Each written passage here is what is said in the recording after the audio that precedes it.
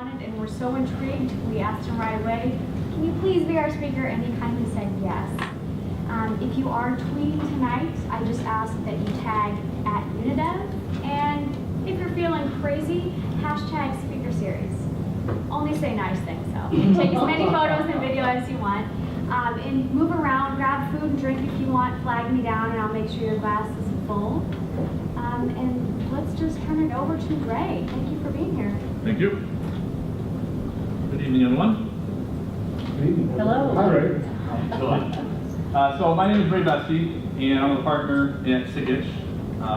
Sikich is a primarily Midwest consulting company. We're based in Naperville and Chicago, Illinois, and we have an office here obviously in St. Louis, which I recently moved to.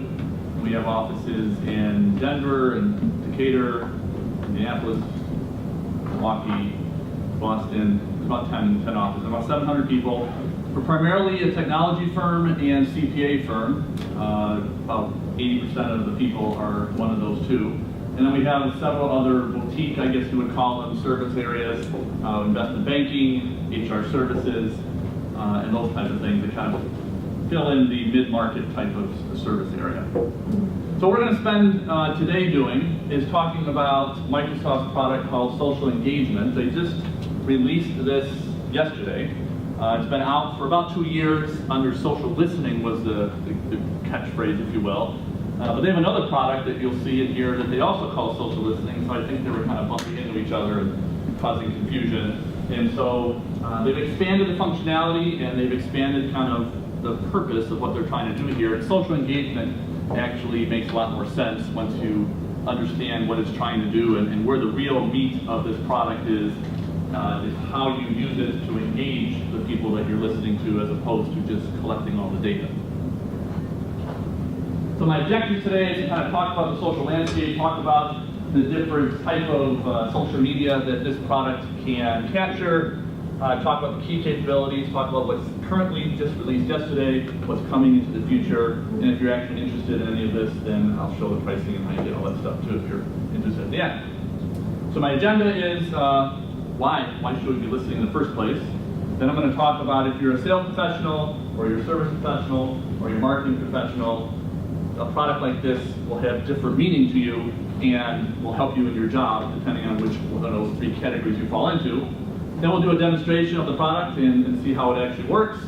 And then I'll talk about what's new, what's coming, and how you actually get it, answer some questions. If you have questions throughout the talk, since we only got about an hour, feel free to raise your hand and I'll be able to answer those as we go. So let's talk about the social landscape. Now me personally, I'm not a big Twitter person, I'm not a big Facebook. Until about probably a month or two ago, I didn't have a Facebook account. I was anti-Facebook. I think it's, for the personal side of it, wasn't a big fan. On the business side though, there's a whole world that you can't avoid it now. You look at these numbers, 2.5 billion pieces of information shared every day, 100 hours of video every minute on YouTube, and it's not just cats looking silly. There's a lot of actually useful things on YouTube. And 5,700 tweets per second is the average volume of what's going on out there. So I used to have, world is changing. Well, it's not changing. It's already there. You look at the numbers, 1.3 billion active users in Facebook every month, 1 billion on YouTube, 500 million on Google+, and you see the other numbers there. It's billions and billions of activities that are going on here, and it's not, like I said, just cute little videos. People are using, Microsoft uses it extensively to learn this product. There was a video that came out just today, because it shipped yesterday, that described all the new features that I was able to look at before I came here, so I should relay that to all of you. And so Microsoft is using it a lot, and all the big companies are using it as a great media to get information out to you. And that's obviously one reason to do this. So, statistically, there's a whole bunch of statistics we'll talk about. 75% of customers already use social media in some way to do business between other businesses. If you're not interested in it, everybody else is, and they're talking about you, they're talking about your product, they're talking about your competitors, your brand. It's already happening whether you want to or not. It's not as though I don't put the mailing out and nobody knows about me. It's not like that anymore. It's out there whether you want to or not, so you either have to be reactionary to it or proactive, which is what we're going to talk about today. this one is kind of a scary one. It really affects how we do business the last several years. The fact that before they call you, they're already 70% through the process. They've researched your company, they've gone on YouTube, they've gone on everywhere they can to find information about the product and services you're offering, and now they're just trying to maybe find a little bit about, they couldn't find on the internet or find wherever, and they're trying to get that best deal, etc. But they already know pretty much what they want by the time they get there. And of course, there's a negative side of all this, and that number is probably a little low, I think. 44% complain on social networks. It seems like everybody's complaining about social networks. But that bottom one's really important because one negative comment, whether it's accurate or not, and that's the scary part because I think there's a lot of creative ways people are using this as a way to go after other companies with inaccurate comments, and people look at that. And how do you ask? When you go to look at something, to buy something, you look at the comments. If there's a bunch of negative, do you skip on to the next product? You probably do, whether it's accurate or not. It's just the nature of the business. So if you don't know that the people are being negative about your company and can't react to that, people are never calling you for you to solve that problem because they've already made a decision to not talk to you and they're already on to the next guy. So if you don't have a way of listening, that's the point of this product that we're talking about, then it's a potential problem. So the concept of being social versus being strategically social. Companies all say, well, I got a Facebook page, we've got a Twitter, and you see it on our website, there's a little bird there, so we got that, we're good at it. We got the in thing, whatever that is, almost all the companies have one of those, but are they actually doing anything with it? 17% of them say, they even admit to themselves, that number's probably lower, that they're actually really taking advantage of all this. They all got one because everybody said, somebody in marketing said we got to have one of these things, but are they actually doing anything with it is the problem. So companies that are doing this the right way, this is what they're doing and why they're doing it. So they're listening everywhere. They figure out what kind of business are they in, what kind of people, and what kind of the multitude of social media outlets, what are people using that's related to their industry and their kind of business and what they're trying to do, so they know where to listen. They figure out how to collect that data so they can analyze it, and then they, most importantly, they use it to drive engagement with those people by using the different tools that are out there. So listening everywhere is listening to what the people are saying. So if you know that the people that are in your industry use Facebook, or they use Google+, which is really starting to come up in numbers, or they're using Twitter or whatever, they learn how to not only listen to those things, but to know how to project new information out to those so that they can keep track of what's going on. They can not only track their own information, but as importantly these days is tracking what your competitors are doing. So that you can see if they're coming out with a new product line, are they saying things about you that are inaccurate, etc., so that you can react to that. Analyzing it is determining your share of the voice. So how much are you saying so that when people are looking at the big amount of information that's out there, how much of this information you're saying versus just listening to what everybody else is saying? Figuring out knowing who your key influences are. There's a lot of noise out there. There's a lot of people saying things that probably shouldn't be saying things. And so the people who are in the know that they kind of ignore that. But there's others that are very influential in the industry, especially depending on what industry you're in. So it's knowing to keep an eye on what they're saying and helping influence what they're saying by saying the right things about them. It's kind of the pat my back, I'll pat your back kind of thing. Statistically, it's saying 39% of companies do not track the responses to their social media. They throw stuff out and they never track to see what happens with it. Did that marketing campaign that we tweeted out, did that go anywhere? Did anybody care? Did anybody respond to that? So if you're going to produce content, you have to react and measure that content so that you can see if it's being effective or not. And then this final piece is one that we all can do this ourselves. If you have an account, you react and you retweet or you submit a message out there and you do all those things. And it's taking a product like this that we're going to look at, consolidating all this information and making it a part of your business. Having people that their job is to react and engage in what's happening. And even this product is still a step behind what it needs to be. And there's another version coming out in the summer that will allow you when you recognize a potential opportunity, if you have a CRM system that tracks opportunities salespeople are using, why not take that tweet, why not take that Facebook message, that blog posting, and make it into an opportunity so that I can start tracking and doing all the things I normally do in that type of system. If it's a problem about my product, why not turn that into a service case so that I can react to that, solve that problem, and now have a history of what I did instead of just a one-off type of situation. So that engagement, taking it and reacting to it immediately and then storing that information so it can be used and it's not a one-off reaction is the biggest thing. You think about a Facebook page that has kind of a running total, everything that's going on. You blink or you don't go there for an hour, what happens to all those things that happened 2 hours ago? Unless you scroll all the way down, you don't even know they ever happened. The same Twitter's the worst because it's this constant stream. If you're not sitting there looking at it all the time, you miss things. So if you don't have a way of filtering out the noise and consolidating it into some meaningful information, unless you sit there all day, every day, looking at every single message, you're going to miss the important things.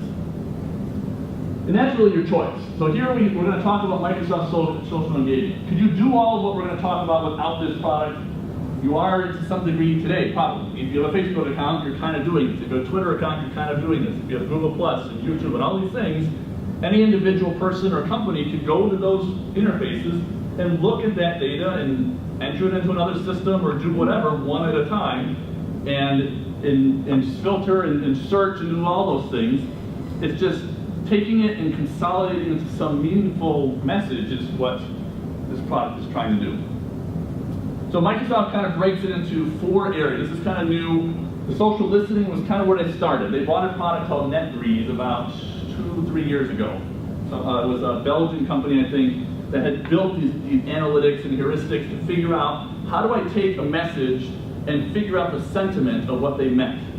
And it's still a work in progress, I'll say, because you'll read some message and they'll say it's a negative and it sounds positive to you, and it's just the other way around, because it's still, slang is a hard thing to interpret, especially when you deal with foreign countries and into other languages. And that's one thing that's unique about Microsoft over all the other products. English is a complicated language in itself, but try to do that across 19 different languages is what this product supports, and try to interpret what does that mean in Chinese versus German versus Spanish versus English and all the rest. That's where this technology is really unique, and I think why Microsoft went and bought this versus trying to build it from scratch. So we're going to talk about social listening. The first part of it is, what do we track? Right now it tracks Twitter and Facebook, blogs, YouTube videos, and about 5,000 different publications and news wires. There's a lot of other things out there. There's Pinterest, there's Google Plus, there's all these other things that eventually Microsoft will start to tap into as long as they allow it. Now Facebook, I just read on this, that Facebook has disabled the ability to do keyword searches in their database. Now I don't know if that's because they're trying to do something themselves and they're not letting other services, but this product, as of May 1st, anything you have with keyword searches won't be able to do that through their API into Facebook. And that must be something Facebook is trying to do to stop services like this to commoditize what they're kind of doing. So I don't know if that's going to be a problem with all of these. If they're all going to kind of figure that out and say, okay, we're just not going to allow anybody to do keyword searches, and now you're going to use our platform, because Facebook kind of wants to become a platform. Eventually it becomes kind of a, okay, we've been there, what else can they do to keep growing and make what they're doing worthwhile? So I don't know what that's going to do, but right now that's one product that I noticed when this came out that there was a note in there saying Facebook searches are no longer supported. So we're going to talk about not only capturing it, we're going to talk about key influencers, identify who are the people that are tweeting on a regular basis, blogging on a regular basis, that actually have some influence on what they're doing, how they actually determine that influence versus volume. I'm not sure what the algorithm, how they do that, but somehow they do that and they rank them 1 to 5, and that way you can filter out the 1s and keep the 5s, so that way you're only getting more, theoretically, people that have more influence versus all the other noise that can be in there. And then the important part of this is alerts. When there's a spike in the traffic, if there's a spike in a certain keyword, there's a spike in a certain direction of sentiment, either up or down, maybe you want to know about that. You put a new marketing campaign out, and your expectation is there's going to be a spike. When that happens, you want to be notified. So having the system have alerts set up so you can know about that instead of having to sit there watching it all the time be notified, just like you would with a workflow in any kind of ERP or CRM system, triggered on different scenarios. Once we've figured out what we want to capture, we now need to put it somewhere. So Microsoft has this database that they capture all this information, and they prepared a bunch of analytics to allow us to see by location, by the sources, by the different key phrases, Twitter tags, by different sentiment, be able to look at it in aggregate, so then I can drill in and filter down to what I actually want. Instead of trying to look at every single individual thread, which is impossible, summarize it all up and let me look for anomalies. Let me look at something that looks out of the norm or the direction I want it to be, and then I can get analysis on that and work with it. That's where we get social engagement. The ability now in this new version to go out and when I see a tweet that I like, retweet it or respond to it. If I see a Facebook posting I like, let me use my Facebook account and actually respond to that right from within the application. I don't need to go to my Facebook account, log in, figure out where it was, search on it, etc. It's already in here. It allows me to record my profile for those products, and then all I got to do is right click and I can immediately react with it. What's coming in the summer is the ability, as these screenshots try to show here and here, the ability to actually find a problem and create a case, a service request right in Microsoft CRM, if I'm a service rep. Or be able to create an opportunity if I'm a sales rep that says, you know, these people keep talking about wanting to buy things and they give other buying signals. I'm going to create a new opportunity related to that blog post, and now I'm going to call them, and I have a relationship and I have the data to back up why I'm calling them. That's the part that right now is still a separate step, but that's the next step for their product. And then the final piece is the social CRM. That's using a Microsoft CRM or CRM product, having it so that when I'm looking at an account record, I can pull in the social media information right inside the account record and see what it's doing. I can, if I'm marketing, I can determine and track different campaigns that I've sent out and see if there's any effect on the traffic for that particular media. Or service case, if I see a Twitter tweet that's causing a problem, be able to react to it right away. While I'm looking at that customer line, I can see those tweets and I can see those Facebook postings, and I can react to it right from within CRM. I don't have to be in a separate product to do that. So why don't we take a look at what it actually looks like. This is one of the screenshots. So Ray, is it fair to say that this product really focuses most on the consumer, so C2B versus B2B? No, I mean it can be, but really the companies that I would track are going to be my competitors and my major clients. So as a business, I'm going to be looking at my other businesses, and I guess you could do consumer. I think consumer would actually be, the volume is so high. Right. Indirectly, you're consumer because you think the transactions are the people interacting with your potential customers and competitors. So it's So I work at City Mortgage. So as a person at City Mortgage, I'd be very interested to hear what consumers are saying about the brand. sure. At the same time, I also work in capital markets. And so when I'm doing an asset sale, are bidders on a portfolio saying something about stuff on social media? Sure. So I'm just curious. So one of the search topics could be your company name. Right. Another one might be the company that's bidding against these different things, and then you could track everything that's being said about from either direction here. Okay. So this will allow you to track any keyword that you want. It could be an individual, it could be the name of a product, it could be a company, it could be, I have baseball players in here just to show different things, and I've got company names, I've got product names. It really could be anything that you can search on in any of these products can be a topic that you track. And just from what Scott said, so I would think that in my head, I'd want to have those two separate things. So if I'm looking at a dashboard, I don't necessarily want to see everything for both all at once. So well, let's drill into the product and we'll see some of that. So Okay. what you're talking about are categories. So right here, if I go and I look at everything in my database, it's going to bring up a summary of all search topics, and I'll do it for last week because I just started this and there's no data for this week. So this shows across all the different search topics that I have. It's showing me the volume. Here's 1,000, 2,000. So On this day, it was about 250, about 1,100, about 1,250, about 2,000 on today, of all the different traffics, of everything that I'm tracking. This talks about where in the world these came from. So you can see obviously a lot in the United States, a lot in Europe, and kind of other sparse areas.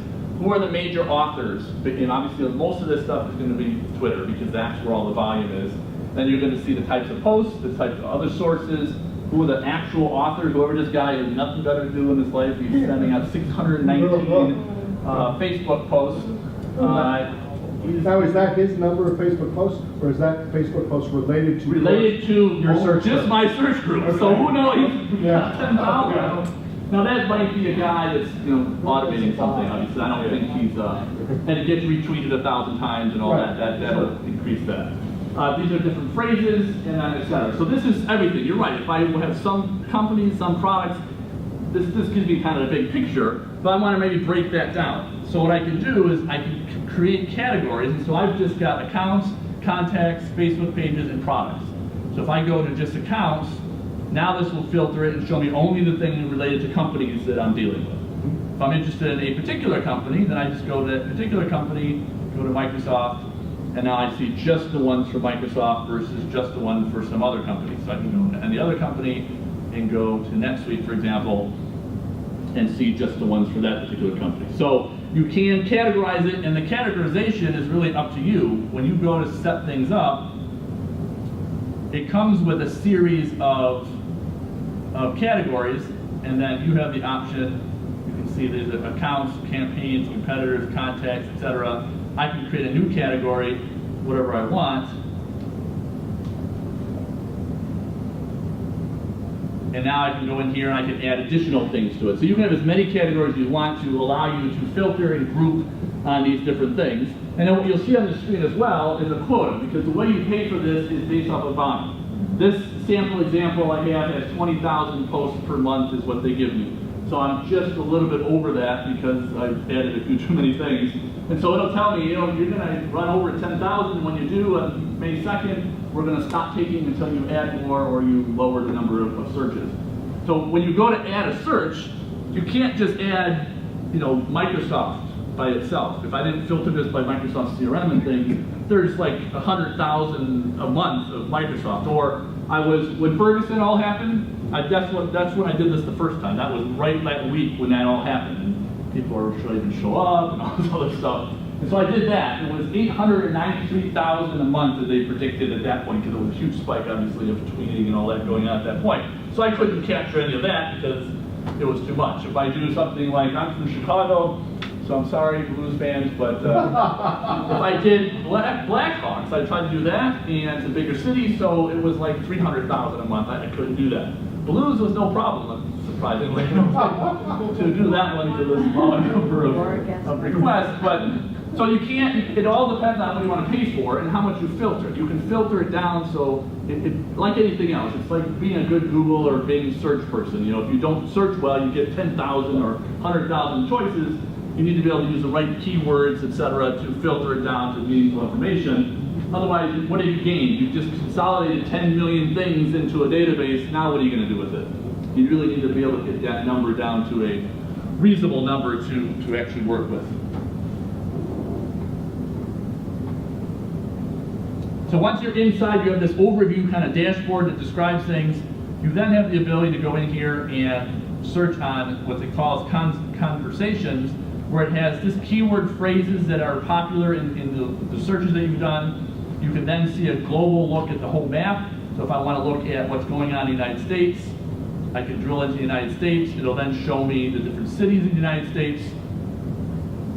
You can see where the things are more popular, and then it shows you by size the number of records that are there. So it just kind of lets you know if you're a very central with one state, and you suddenly see there's all kinds of activity on the other side of the country or outside the world, you might be wondering, well, what's going on over there? And maybe it's an area I need to be in because maybe they're interested. Like Windows Phone, for example.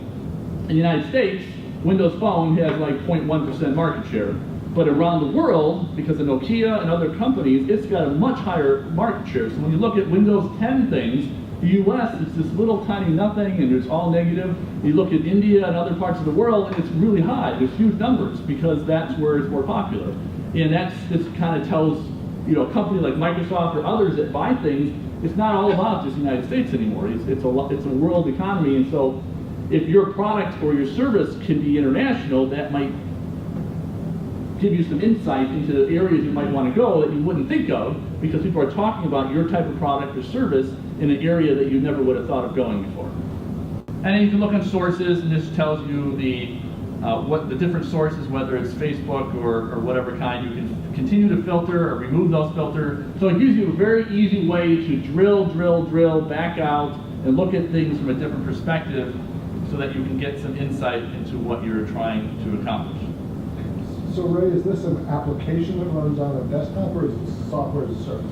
This is software as a service, so as we'll talk about at the end, you can use this product like I am right now. It's completely independent. It has nothing to do with Microsoft CRM. It's just its own database. You have to have an Office 365 subscription, although the only thing you can have in it is this. You don't need to have Word, Excel, and all that kind of stuff, unless you want to. So you can run it independently, or you can run it connected to Microsoft CRM to take advantage of that last two steps, the engagement part of it and the social part of it, where you're trying to get opportunities and cases, etc. So this is the product as it is as an independent. If we go over to Microsoft CRM, which is Microsoft CRM product, here is a dashboard where I've embedded the social engagement as 4 cells into a dashboard. One of them from Microsoft CRM, Salesforce, Matt Holiday, and NetSuite. So these are just looking at summary information, the same information I saw below. And if I wanted to look at other details, if I wanted to go to Microsoft CRM, I click on that, it's linked directly back, so it's going to open up Microsoft Social Engagement again, drill into sentiment, because that's what I clicked on, and now I can drill into other things and get some more details. So it's connected in that way. Because it's all browser information, it's all hyperlinked, so it's a very simple. Microsoft technically could do this just as easily in Salesforce as it could in Microsoft, but obviously it's their product, so that's where it's going to make more sense. Sure. In addition, once you get down to more, okay, I want to create an opportunity or a case or work with this more, if I go to the actual Microsoft contact or account screen and open up my company record for Microsoft, where I've got their name and their address and their phone number and all that kind of information. I've got contacts listed and different activities that may have been going on, etc. I can also then embed social insights here, same kind of information. I can see summary. If I click on this, it'll bring up the social insights the same kind of way. And then what this also does, this brings up the other social insights. That's why they renamed it social engagement. This is a product called Inside View that Microsoft bought about 3 or 4 years ago. You can see it still says powered by Inside View. This gives you kind of a different consolidation of information. It gives you more Dun and Bradstreet kind of stuff, is kind of how I look at it. Because I can see the size of the company, number of employees. I can look at, again, very similar. Here's a list of all the news and things that have happened in the last 30 days. I can look at the buzz, which is the same kind of thing I look at with the social engagement. So if I click on buzz, I'm going to see Twitter messages that they sent, and I can click on here and it'll be that other people sent. I can see Facebook postings. So it's very similar to what's happening in the other product. I can go to Family Tree. This takes a while, as you can imagine. A company like Microsoft has a big family tree. So there's every company. I find that very interesting because not so much for Microsoft, because I already know what I need to know for them, but other customers of mine, I will use this in here. I see that there's this company, I'm doing business with them. I had no idea that was related to the company I'm doing business with. It's in the same industry, so they might be a candidate to do work with, or the next one, etc. So it gives you a good insight to other companies that might be interrelated to your current customers or prospects that you could do business with. And I can see things like people, so this is important. I want to be able to talk to somebody from this company, so I don't have their email address, their phone number, address, etc. Here it lists all the primary employees of the company, and if I want, I can click on one of these. Let's see, pick one I haven't already done this to. Let's say this person. I can say sync. It'll look it up in CRM and say if that person's already there or not. And if they are, it'll ask me to update the data. If they're not, then it'll say, do you want to add it to your CRM system? So they said it's not there. I'm going to say create a new contact. It'll bring the data in. It'll say there's nothing there. Do you want to create that? I'll say yes.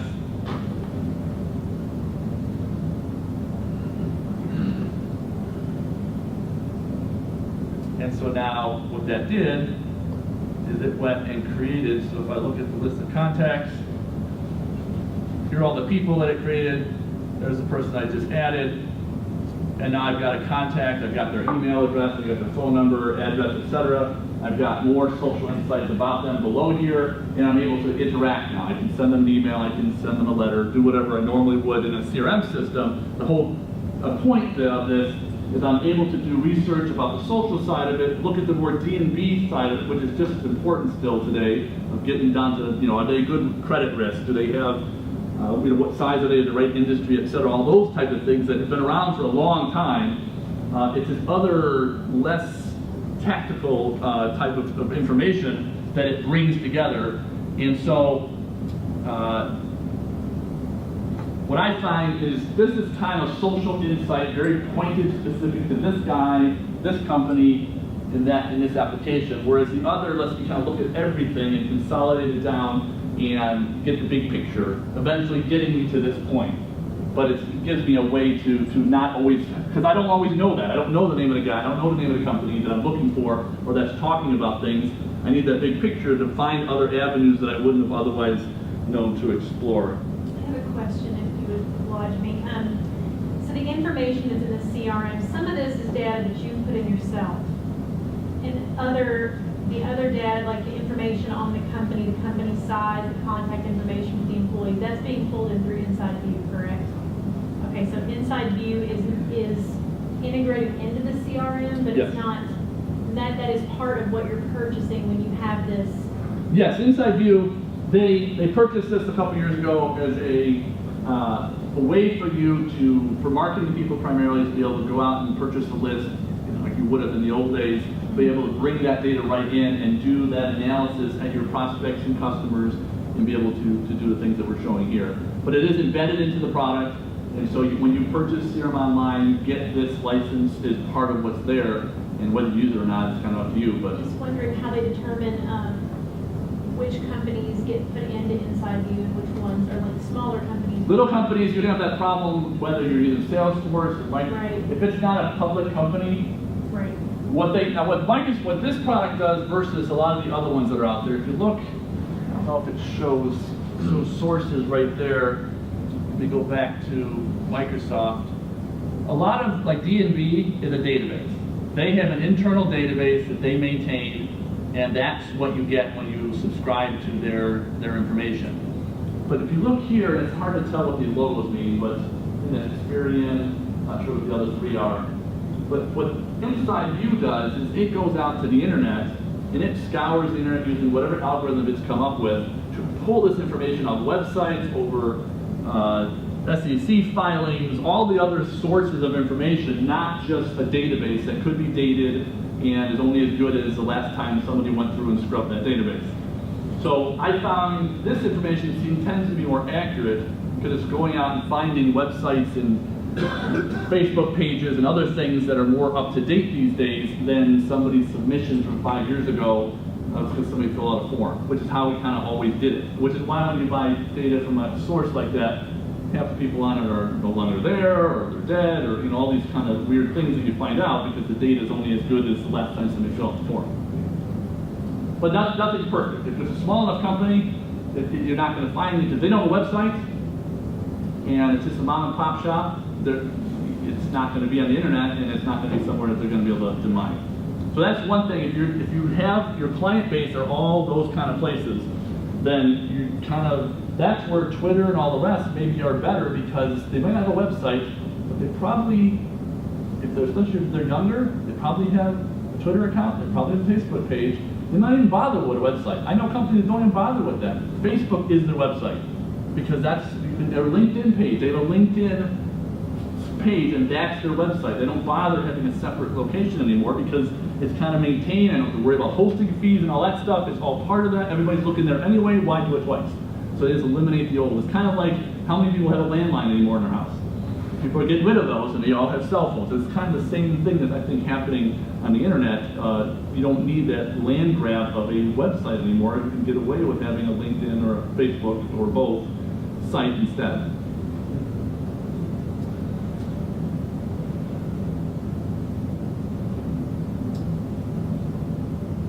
Okay, so that's, the other place I want to show you, the last place here, as part of this product, is the social center, as they call it. What they allow you to do is create your own feed for up to however many you want to have. And so I've created one that's for CRM, one that's for the St. Louis Blues, one that's just kind of all the blogs I happen to have, one that's for Windows 10 phone. I've got a couple other on the right here. It allows me then to go through these, and I can filter them very specifically to dates, times, different keywords, only the positive, only the negative, only the neutral, et cetera, et cetera. And then what I can do is I can interact with these right here. So I can take this and say, you know, I'm interested in this. I want to add that. I want to retweet this, or I want to respond to this, or I want to make it one of my favorite locations in Twitter, or I want to assign this to somebody else. So I'm going to say, Bob, I want you to deal with this. And so I'm going to go in and have one of my employees assigned to this. So it'll show up when he looks now, he'll see these that he's been assigned to, he's supposed to respond, he's supposed to retweet, whatever he's supposed to do with it. I can also categorize it, so I can come up with a different series of categories. I just added a couple today. Need somebody to assign, needs to review it, or I've already processed this one. So I can go in here and mark the different ones, so you can kind of delegate the who's going to do what, and have one person that kind of eyeballs which ones need to be dealt with, even though it's somebody else technical maybe that knows how to respond to them. You mark all the ones, and somebody else goes through and sees those and then responds to them. Can you apply multiple categories to any given one? Yes, well, like this right here is all the blogs, so it's across 10 different search things. I grab individual ones in here just so that I can see this, but I can have the search term in here be whatever I want. And the term that I gave at the top is just what I call it, Windows 10 phone. No, what I mean is, if you have needs review, needs assignment, process, I'm sure you could add others. Could you assign 2 of those or more? I think the way it is right now is just one thing. So if you had more than one, you would have to have needs review and assignment, and then have a new category called that. You'd have to have different combinations, I would think, to accomplish that. Ah, okay. That's how I would accomplish it. This is a brand new thing that they just added with the ability to have labels for these, and there's no limit on the number of labels, so you can have different combinations to kind of accomplish what you're trying to talk about. Okay.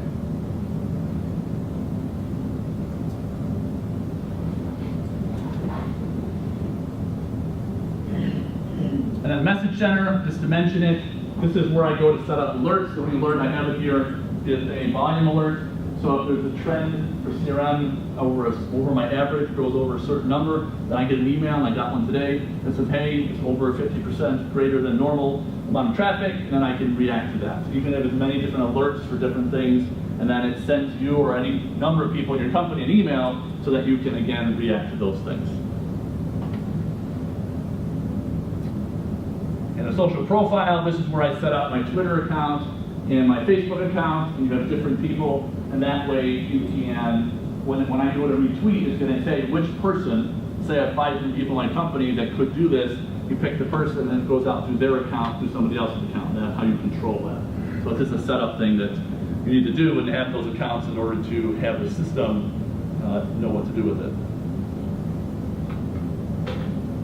And that's really the product. The nice thing about it, I guess, is it's pretty simple. There's really not a lot to set up. If you know how to search for things, you know how to filter things through Bing and Google and all that, you really kind of know how to do this.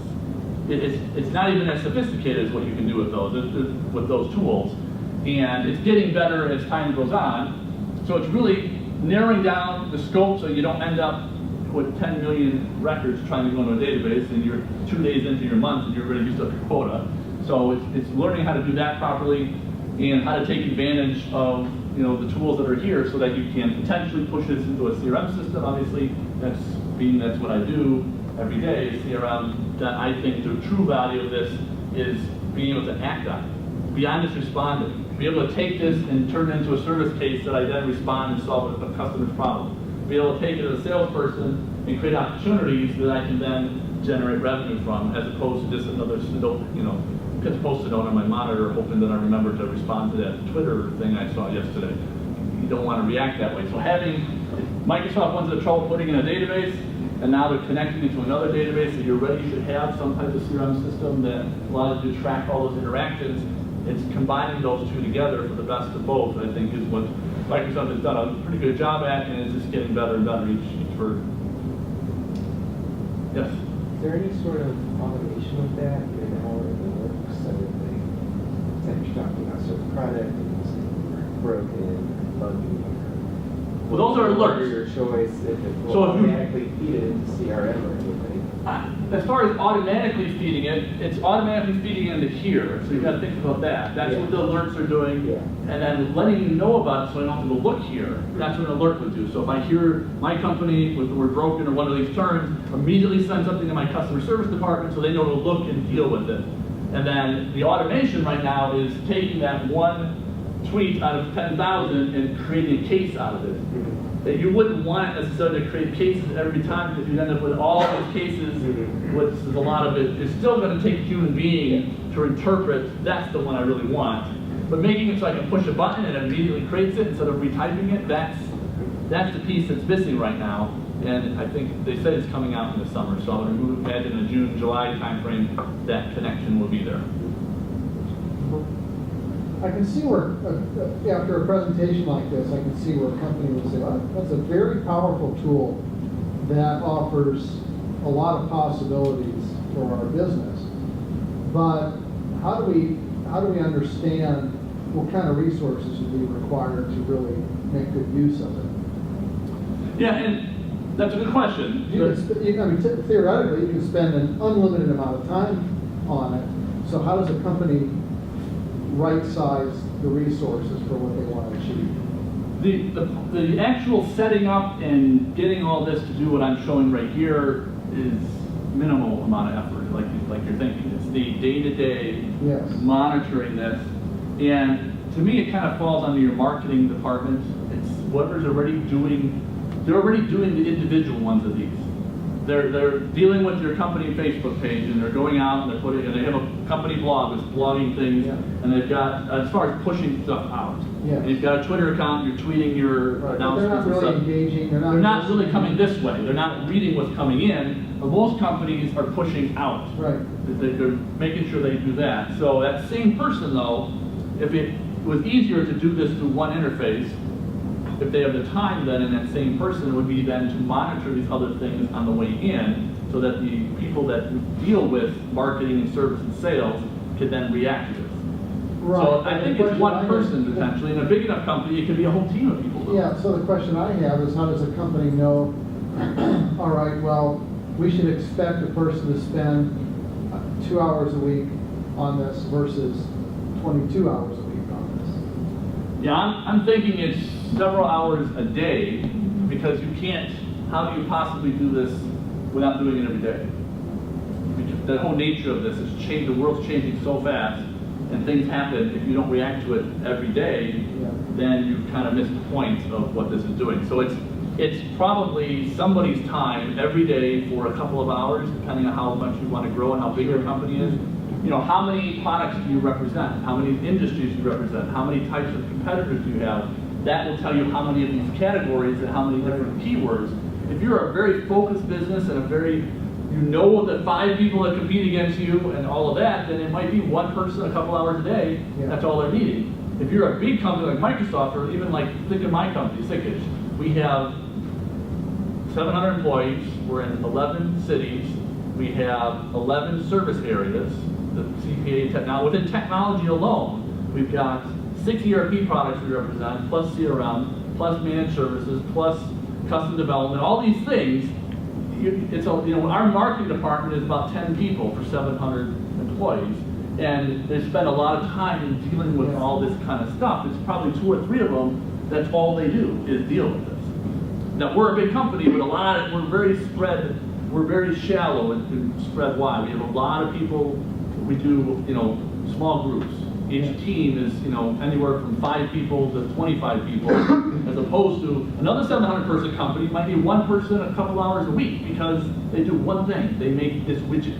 That's all they do. And so they've got 3 other companies that do that. That's a whole other type of world than somebody that makes 1,000 different widgets like we do. So in the sales process, do you provide some level of guidance for people to know what kind of time they should expect to devote to this, depending on what they want to do with it? We do it in different ways, because on the technology side, which is more I'm responsible, my job is easy, and that part of it, set this up is a subscription, and it's not that difficult. We have one of the service areas we provide is marketing services. And so those people would get in, independent of this product. This is a tool. Right. Before you can get to the tool, you have to understand what's your mentality for Facebook and Twitter and all these things. What do you have these sites? Do you have a presence? Are you already doing some of these things? Can this tool then be used to help consolidate and make that better? If you're not doing any of those, all that needs to be set up before this even makes any sense. Right. So we have marketing people, that's what they do, that would help with all that. This would just be one of the tools we might suggest to help make that more efficient. But like anything else, just like Microsoft's CRM product is the same way. The tool itself doesn't solve any problem. Right. It just makes it easier to do those things if you already have the sales process, the service process, the marketing process, and this would be more marketing. If you have all those processes, if you don't, you need somebody to help get those set up, and then you need a good tool that can make that efficient. And that's what Microsoft CRM or this Microsoft social engagement can do once those other things are determined. I think what the mistake a lot of customers make going to a CRM system is some CEO somewhere says, yeah, I heard we need a CRM system. Here's all the time. And all we got to do is install this and it'll solve all our problems. Our sales will go up and all this, and they don't get the investment in process that needs to happen before any of that happens. Yeah. Which is why something like 70% of CRM projects fail. Because it's not the technology that fails, it's the investment in the process that nobody wants to make. Yeah. For better or for worse. It's somewhat based on ROI too, right? I mean, I think you can spend 40 hours a week or 100 hours a week on this plan and somehow justify all of it. But realistically, Well, it's ROI. only the very top things, only a few things are really worthwhile. Like capturing sales, maybe reputation management, making sure that you don't get caught unaware, and maybe monitoring your competitors. But I don't know that I need to watch my competitors every hour. Well, that's where alerts. You want to just be alerted, a new product comes out. Yeah. They make a new announcement of product. I might want to know about that before I hear about it on sales and teams that way. So those types of things, you're right. The day-to-day type of stuff is more, dealing with the day-to-day of what's going on and making sure that I identify. To me, the ROI on this is if I can identify opportunities that I otherwise wouldn't have known about. If I'm in the construction industry and I find out that the city of St. Charles goes and tweets out that they're going to do this huge project, and eventually I would find out about that because I'm on some other thing and whatever, and 3 weeks from now I'd find out. But I got that knowledge today, 3 weeks early, back up, maybe I get that business and somebody else doesn't. On the other side, I think maybe more value. It's hard to really put money on it, but it's finding out that guy is really pissed off that you did something, and finding that tweet and being able to call up and say, hey, what did I do? What can I do to fix it? And getting them to retweet, hey, I was upset that they really stepped up and they fixed it. Especially if you're a small business, that's so much, the whole Angie's List, that kind of concept here. If all it takes is one guy to be upset and to say something, and then you didn't even know about it, because they didn't bother to call you back. They were so mad that they were calling you. They just tweeted everywhere and told everybody and their uncle about it, but never told you. You found out, you fixed it, saves your business. I mean, that's the kind of stuff, that's where this really, to me, adds the value. More than you're right. If I find out the competitor, that's nice to know. And a lot of this stuff's nice to know, and that's cool, it's spiked or whatever, okay. But if I can save one client who told 30 other people that now will do business with me, especially these mid-sized little companies, that's all it takes in this world. And a lot of them are going out of business, they don't have any idea that people aren't, why aren't they calling? Because they're tweeting at their neighbors and they're not going to bother to call you anymore because they're mad. And you didn't even do anything wrong, but they think you did. And they didn't give you an opportunity to fix it. Can you apply the good, bad heuristics to your competitors also? There's nothing to stop you from putting any name you want in here. That's the nice thing. It's kind of scary because they're doing it to you. Right. And I'm looking for people who are irritated with my competitors. Well, because that's an opportunity. Hey, we offer, they wouldn't offer that, you know, after 5 o'clock service. We offer that, maybe you'd be interested in that. That's what people are doing, and it lets you recognize those kind of opportunities that you wouldn't otherwise have any clue that were happening out there. But it takes to me, it takes the fortitude, and you've got to really, it's like, you know, working out. Think about going to the gym. Yeah, we're going to the gym. It's that time of year, we're in January, we all did that, and then you didn't really stay with it. So this is one of those things that if you don't, you got to start, you got to have a plan, you got to work the plan, and you got to stick to it, even if you don't find it in the first couple of months. And that's where technology, I can't help you there, but my marketing people, I know you guys do a lot of that kind of work too. That's where setting up the process so that you follow a process and stick to it. That's what makes the technology then look great. Or if you don't follow the process, oh, it's that product's fault. It's not the product, it's the process. So I'm one of those people who manages 9 channels for one company. I feel like an octopus with an extra arm. Sure. And I used Radian 6 from Salesforce for about 1.5 years. And then I went in and did an analysis of about 12 different companies who have very similar platforms to the monitoring part of this. We ended up picking Newbie. It was a little more cost effective for us, but this is super, super familiar to me. This looks a lot like, I mean, just even the platform itself looks very similar to Radian 6. The part of this that I think, as a person who would be tasked with using this, the part of this that I feel like is the next leap, because there are other platforms out there that can pull in the same stuff. What they can't do is, you get somebody who can sit and monitor this with X number of hours a day, maybe even their whole day. They can be like the person who's the hub of the wheel, who's kicking things out to the appropriate people and saying opportunity, opportunity, opportunity. Yeah, I think, this guy, and that's what this they've guy. added, that ability to tag them and assign them to individuals. That Right. wasn't there before. Even like That for helps. compliance monitoring, if Sure. you're a regulated industry, that's a huge component of this, is being able to get, you know, maybe non-compliant posts over to the right person to police them. But finding opportunities, and you had asked if you know how many hours, how you would decide how to designate a person to use this. As a person who would use something like this, I would say you would determine that by setting your goals and deciding what's important to you. If it's important to you, if you're in an industry where people would expect you to respond within 2 hours to a tweet, then you have someone monitoring this pretty much all the time. Yeah.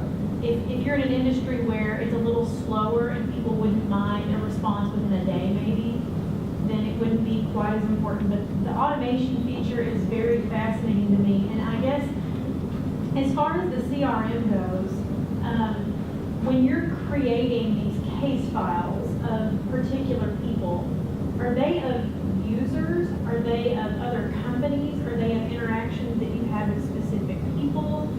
How does that Yes. work? Like, so let's say you just have somebody's Twitter handle, and they don't put their name on their Twitter account because they are in fact a troll. So you're not going to know what the name and address or But you nothing can there. create a case file of what all they have done and said about you. Yep. Keep an eye on them, right? Yeah. Just to kind of And monitor. that's unfortunately, that's a lot of what this is too, is those trolls and others that are doing this maliciously. It's more defensive. A lot of it's not offensive, where you're trying to go out and do good things. You're just trying to stop the idiots out there. How would the people report back to the social media person? Like, let's say I kick this over to one of my sales guys. I see a tweet where somebody who said, I'm really looking for a cool new pair of jeans. Does anybody have any suggestions? And I work for Levi's maybe. And I kick it out to one of our sales people who says, hey, did you know we just came out with a new design on our 501s? You should check them out. Or here's a 10% off code for our website. Or whatever.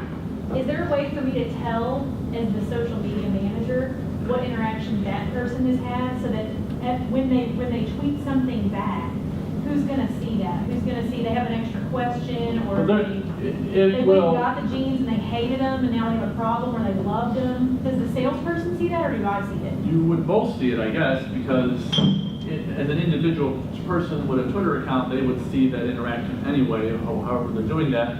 And if your filter, if the original tweet had part of the same keywords in it, it would suddenly show up as another item that showed up in your database. So you would see it as well to see the reaction. I'm assuming when I retweet also, I would see that right in the thread right after it. It's just so brand new, and yesterday I haven't tried even tweeting out to see what happens and what it looks like. So we're got about 10 minutes here, and just to kind of finish up with what we talked about.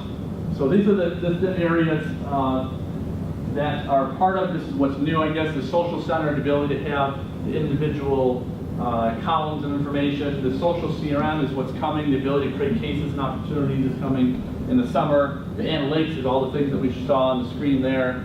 The activity map, they're going to allow you to drill into more an actual map of the world and drill deeper into each individual. Right now, it just kind of shows by country, by city. There's going to be more information to kind of see the buzz of as things happen around the world and actually see that all happening. And of course, they've improved the interface to make things better. And the sentiment analysis is where they're really working to try to, figure out bad is not bad always. It all depends on the context of how it's said, and trying to get better at interpreting slang in different cultures around the world. So this is my summary here.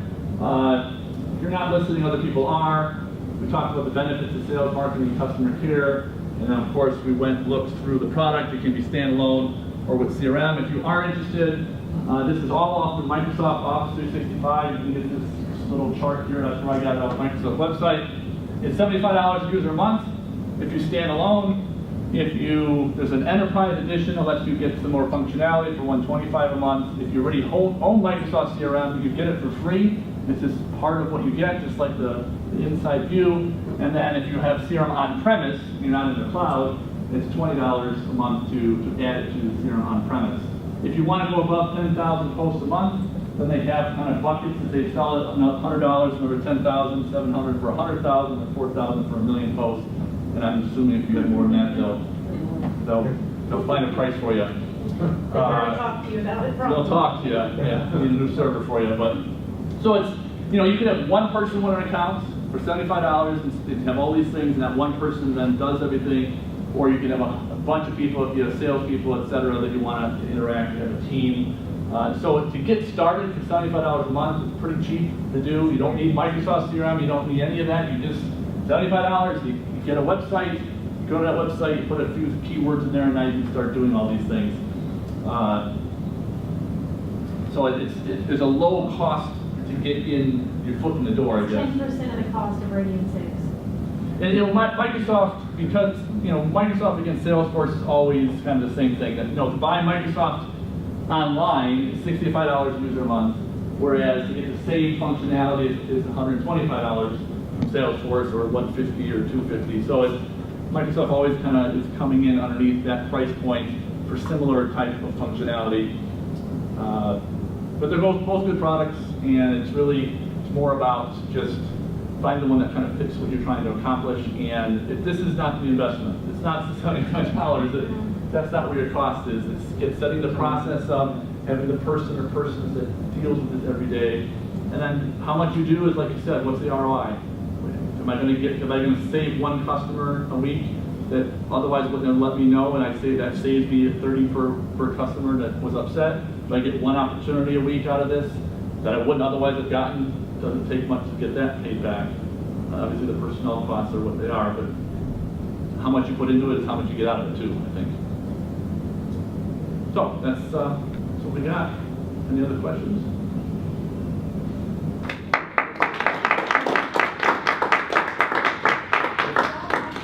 Raise your hand if you learned something. Awesome. Who knows how to use Twitter? Let's put those two together. Tweet what you learned. Tag us. Tag you. This was awesome, Ray. Honestly, I think you got everyone's wheels turning. This was really fantastic. So thank you all for coming. As I mentioned, these are monthly events that we host. If you like what you saw and you think you can do it, let me know. I'm always looking for great people who are passionate about a hot topic. That being said, our next one is going to be awesome. It is May 21st. That one's going to be at our Unidev office in Chesterfield. And it's all about the exciting world of e-commerce.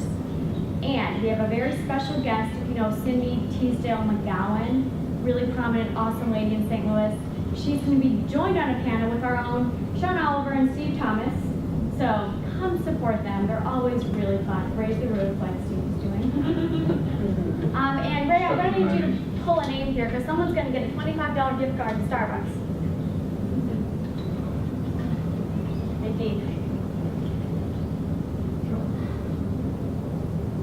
No, someone wrote their name on the back of my card. I don't yes, count. Steve's part. Oh, that's me. Steve, ask a lot of questions.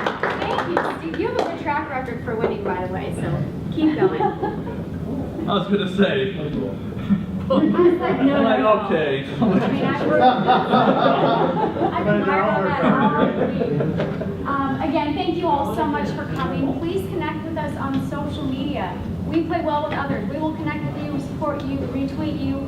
We're pretty much all on the bandwagon. Right? Wouldn't you say, Greg? We've had competitions. I mean, things are getting heated and pretty serious. So thank you again for coming. Help me with the food and beverage on your way out. And we'll see you at the next one. Thank you. Thank you.